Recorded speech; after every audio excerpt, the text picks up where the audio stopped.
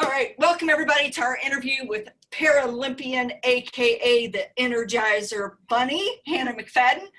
For those of you that don't know much about this amazing rock star of an athlete, but more importantly, rock star of a human that I've learned recently about, here's just a few nuggets from her impressive bio. So Hannah, let me do this. Stay calm, okay? You are a two-time Paralympian. You competed in the Rio Games in 2016 and in London. And speaking of London, you were the baby of the team at only 16 years old, becoming the youngest member of the U.S. Paralympic team. You are about to graduate with your master's degree from the University of Illinois in, let me think of if I can get this, Educational and Leadership Policy Studies. Is that it? Almost. It's education, policy, organization, leadership. Dang it. Okay. So all the right words. So close. It's the order that always gets me. And what brings us to our topic today is Hannah has a huge heart for refugees and displaced persons, and that's what we're going to talk about today. So Hannah, welcome, and thanks for taking time out of your busy schedule. Thank you for having me. Awesome. Okay, so a lot of the people watching this know that Sport and Dev has teamed up with UNHCR to launch a week of action on sport and refugees, a topic that's very near and dear to our heart at the center. And Hannah, what you've expressed is a topic, a social issue really close to your heart.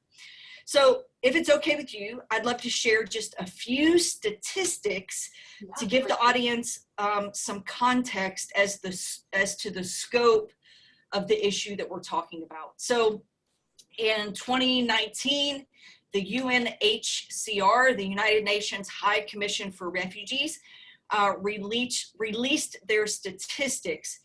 There are at least 79.5 million people around the world who have been forced to flee from their homes, so almost 80 million, and that number is staggering.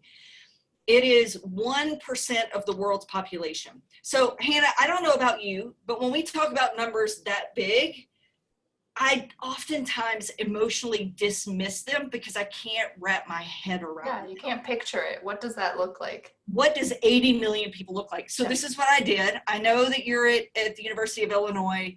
I'm at the University of Tennessee. So I was thinking about how can I put that number in perspective for our audiences here at UT. So I was thinking about our football stadium, our American football stadium, which seats approximately 100,000. So let's just say 100,000 for the sake of math. 1% of that means that 1,000 people of those 100,000 would be forced to flee the stadium for their safety. So then, not to make light of this topic at all, but it made me think about that must be what the University of Alabama fans feel like when they come to the stadium to attend the game. But nonetheless, that is a large percentage. So to break that number down further, 45.7 million are deemed displaced, 4.2 million are asylum seekers, and another 4.2 million are called stateless. And I'm sure you've come across this term in your research. So I always think about the Kurds from Iraq, Iran, and Turkey as a good example of stateless people where they're denied a nationality, and then they lack access to all basic human rights, healthcare, employment, freedom of movement, and one for you that is super important, which is education. Okay, so that's the context. We have an amazing Paralympian with a huge heart for refugees. There is an incredible crisis happening around the world regarding refugees, and we're going to have a conversation today about Hannah's perspective on that. So let's start there. The numbers are overwhelming. When did you start to learn about the refugee crisis, and why do you think this topic resonates so much with you? Well, I think for starters, I think becoming a refugee can happen to anyone. You know, these were some of the developed countries. They had an infrastructure and then it went down. So I think it could be anyone. You never expect it's going to be you. And I think they're the underdogs. I think the population's only growing. So my thought is it's not this generation, it's going to be the next generation that also suffers. And I think sports is a great tool we can give them to empower them.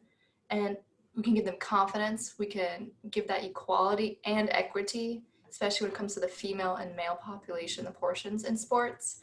So I definitely think that's that. And I think it all started really when I was starting to travel and becoming on the Paralympic team. And I was saying, why aren't these certain countries here?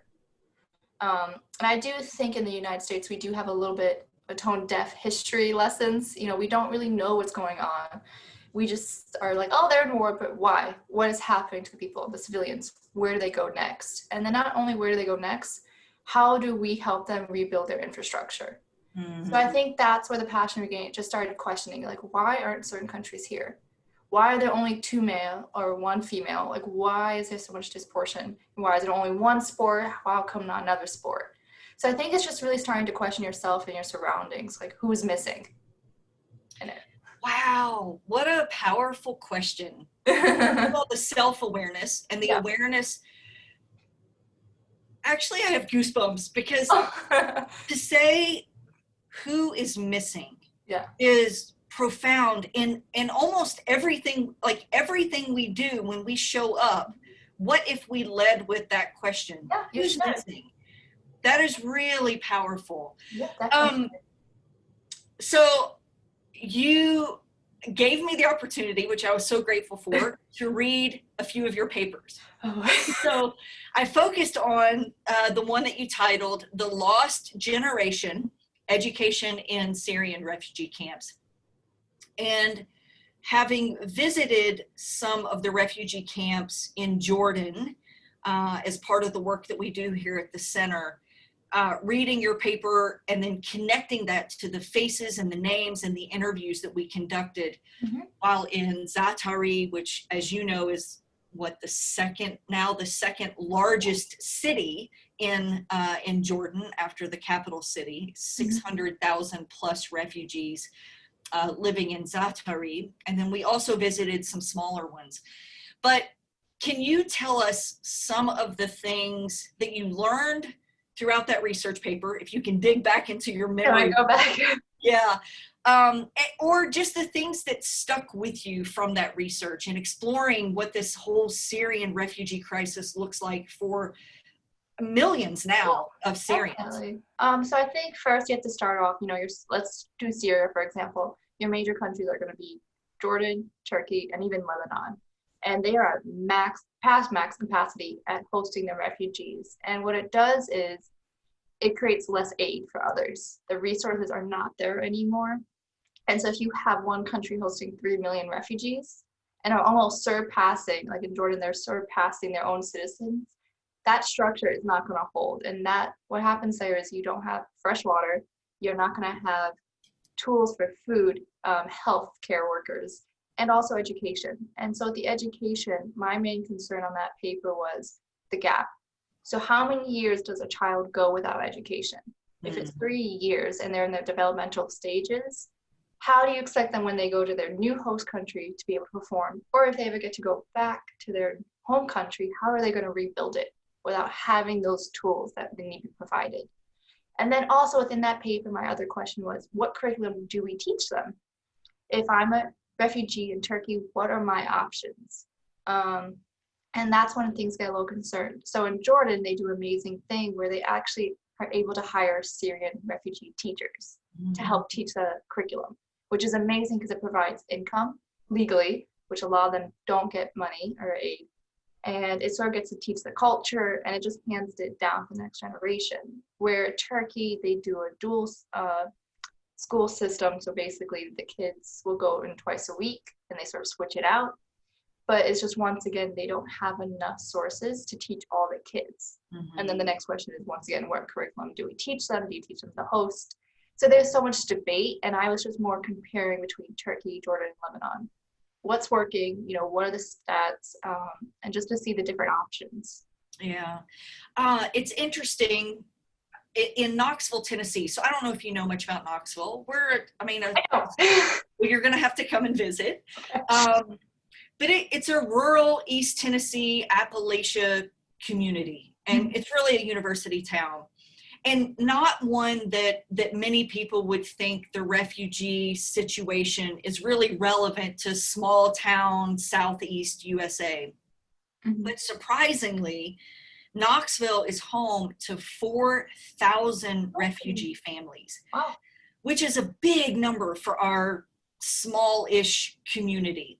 And with that comes a lot of challenges, especially so a few years ago, we received, it's probably been a decade now, but we received dozens and dozens of refugee families from Iraq. This was during America's conflict with Iraq or shortly thereafter. And as you know, in the South, we represent a lot of the military. So there were a lot of misperceptions about these Iraqis coming into our community, and aren't we at war with them? And the lack of education regarding who these people coming to us are, that they are fleeing because of the violence, oftentimes because of their support for American contractors that are rebuilding the roads or the electricity or something like that. So this week, in fact, the center has been making deliveries to some of our new refugee families here in Knoxville. So furniture and things like that, which we'll get to this topic as to what some of the challenges are facing refugees who do make it to America. But I have a neighbor, and he's a highly educated guy. He's a dentist, and he was dropping off some chairs, and he dropped off an ironing board. And he said to me, I don't know, do those people even iron or use ironing boards? And exactly your response. I thought, man, and so I felt like it is up to me to help educate him that, hey, Dr. So-and-so, these people coming are exactly like you and me. They also were the dentists and the professors and the lawyers and the doctors of their country. They are equally as educated as we are, but their credentials, when they had to flee from their home to be safe because they were persecuted or war was happening and they couldn't put food on the table, their credentials don't translate here. So they can't come here and be a dentist like you. So instead, they're scrubbing toilets and painting bathrooms because that's all they can do, but they are just as qualified as you. So I know that was a long example, but I'm trying to make it relevant to. Yeah, no, I think it's important that you have to remember they had lives, and I think people are like, oh, they need to get a job. They had a great job. Unfortunately, once again, the United States does not recognize some of these countries' credentials. And so if you're a 55-plus-year-old parent with children, you're going to do what it takes. So if that requires scrubbing toilets, then that's the job. And I think, to me, you have to give that respect. Absolutely. Because it's such, it really challenges your, oh my gosh, sorry. Just you. I think it just challenges your character because this is what you've been known as. You've had this high respect and something happens. So I think I think if I could teach something from this call, it's ask questions. Learn how to do it respectfully and appropriately. But if you assume, and I think that's when we get into the danger zone. So I think it's definitely like just learning to ask questions. Absolutely. Absolutely. And I think we talked a lot about that on our previous call, is just the danger of making so many assumptions. Yeah, definitely. So let's transition this conversation into sport. So as you and I have talked about, for the first time ever, a refugee team of disabled athletes participated in the Paralympic Games in Rio. Surprisingly, only 2 athletes represented the refugee team. A gentleman from Iran, who actually is training at UT Arlington right now, and I've been in conversation with him, a wonderful, wonderful human. And the other I met in Athens, Greece at the Toyota event with Tatiana and your mom. And he is from Syria. And so he probably has become, he's a swimmer, more of the face of the refugee team for the Paralympics. There are plans that a refugee team will compete in Tokyo, but the IPC reports that maybe only 4 to 8 athletes will represent the refugee team. So we know the number of refugees that exists. Let's just take the 45 million number, not even the 80 million of displaced persons. Let's just take the 45 million people. And if on average, 15% of any population has a disability, then we know out of 45 million, if 15% of those have a disability and only 4 to 8 are representing refugees in the Paralympics, where's the disconnect? Yeah, the disproportion there. Yeah, definitely. Exactly. So first of all, what are your thoughts on the IPC's decision to include a refugee team following in the footsteps of the IOC? Mm-hmm. And then any thoughts that you have around a refugee team at the Paralympics? I think it's amazing. I think it's almost about time because refugees have been around since beginning of time. So I think it's amazing. I think once again, way to empower it. And I think any idea of sports is to grow it. You need to grow it. You need seeds, you need to plant it and grow it. So refugees are a great way to do it. And the whole thing about Olympics and Paralympics is you want a diverse group. You want everyone from all ends of earth to meet up at this one event every 4 years and do the best that they can. And so we need to include refugees because they had the talent, and even some who maybe previously got injured from whatever reason during their time as a refugee, they had the talent. You know, if you provide the right coaching, the right tools, and the assistance, you could create a phenomenal athlete. And to me, you could almost argue would be one of the best athletes because of their drive, because of what they have been through. If this is what they have and this is what's left, then you know you're going to create an amazing athlete. So I think it's an amazing thing. I hope it goes on for this Olympics, the next, and just following. Now, my next thing is, how do we make it bigger? Like you said, the numbers aren't adding up. You're missing. And I think first, you have to come into the United States. We need to change our own stigma about disabilities. And by that, I mean not everyone even knows about the Paralympics. I look at our own classifications in track and field. I'm like, there should be more people here. There are plenty of amputees. There are plenty of spinal cord injuries.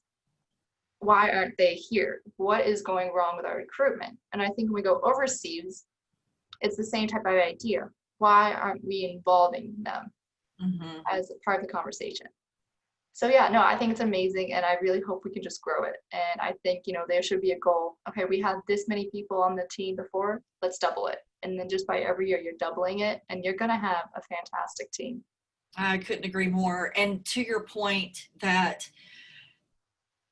perhaps the talent that exists within the refugee population to identify athletes, their mindset, the resiliency, the drive to succeed, I think you are exactly right. The untapped potential of humanity there. So, I mean, you're about to graduate. I'm just saying there might be a life goal for us to together to grow the refugee Paralympic movement. Obviously, our first effort should be to contribute to reducing the number of refugees by creating a world that embraces more peaceful relations and stable governments. But like you said, refugees and displaced persons have been around since the beginning of time. And what a greater way, is there a greater way to bring dignity and honor and respect to the lives of those who have literally lost everything? Okay, sounds like we've got work to do. I know, we're busy now. That's right, we got an action plan. Okay, so we've talked about the potential that exists there. What value or role do you think sport and physical activity can play, just generally speaking, amongst refugee and displaced? So let's say we go to Zaatari together, right? And there's 600,000 refugees there. What are the challenges that they're facing living in refugee camps, whether those are physical, psychological, or emotional? And you can touch on all three of those. And what role or value do you think sport and physical activity can play in the lives of refugees? Okay, well, I think one is rehabilitation. It's been proven over and over again. Exercise, you get the best results. You know, your happiness, your depression gets lower. So I think it's just one rehabilitation, taking control of your life, saying, I'm spending this much time a day, and it's going to be to working out. I want to strengthen this and that, and just giving yourself goals. And I think one of the major challenges refugees face is PTSD. How can they not? They've lost everything. Some of them don't even know where their family members are at. And of course, be like, oh, just pick up a phone. It is not that easy. Nor is it just looking at each other at Facebook. Or they've lost members, the bombing, whatever it is, they have suffered PTSD significantly. So that's definitely one issue. I think two is, you know, you can say access to food, water. And I also think, you know, this is not the bright pride, but I think it's definitely important to mention is human trafficking, especially females as refugees, the sex trafficking. So my thought is how to protect them, how to give them their education, how to teach them that, no, you have a voice, you are empowered. And I think sports can really raise the confidence to stop that cycle. So I think there's definitely a lot of things that can be going on. And someone could say, well, why are you focused about sports then? You know, and like, why not teach them how to cook, or whatever it is. And I would say because we all need to have a joy in our life. If you're in constant survival mode, your PTSD, you're more likely for a heart attack, all these significant health issues, plus quality of life. Why not share that? And to me, I just think sports can teach them so many different things, you know, respect for yourself, respect for others, giving yourself a drive, motivation. So I just think sports is a great way to do it in a fun way for them. Mm-hmm. Just for anyone. If you rather do, you know, sports or read a book for 5 hours, most people are going to say, I'd rather do something with a little activity. So yeah, I think sports is just a great way we can conquer all that. Yeah, and I guess so much of the research now, thanks to the movement of sport for development and peace, and sport and dev have played a huge role in this, is the role that, I mean, sport is proven to be a super low cost intervention strategy which yields really, really high impact. And it's exactly what you said, all of the psycho, emotional, as well as physical. And I know just from a nutrition standpoint in the refugee camps, the rates of diabetes and other diseases like that, because they're eating high sugar, you know, not a lot of proteins, those types of things. And so just the physical health is a huge issue. And when we talk about sport, we're not necessarily talking about elite sport, right? We're just talking about play and movement and those types of. I think it's not only within play, but I think you can create a community. You know, guess what? You need 10 people to play basketball. So you're going to find 9 new friends, you know, you're going to find 9 new people who have gone through something similar with you. It's creating those relationships, I also think, need to be highlighted as well. Mm-hmm. Mm-hmm. Absolutely. That sense of belonging, and it almost provides, as you know, I mean, even in the way I introduced you, I introduced you as a Paralympian, mm-hmm. which now has become part of your identity. Right. Exactly. And granted, it's what you do. It's not who you are, but sport does the sense of belonging and attachment to things that are bigger than ourselves. It has the role of providing identity, which I think a lot of refugees feel like they have lost part of their identity. So yeah, it's interesting that you raised that. Okay. So not all of us are famous like you. I'm just I don't know about that.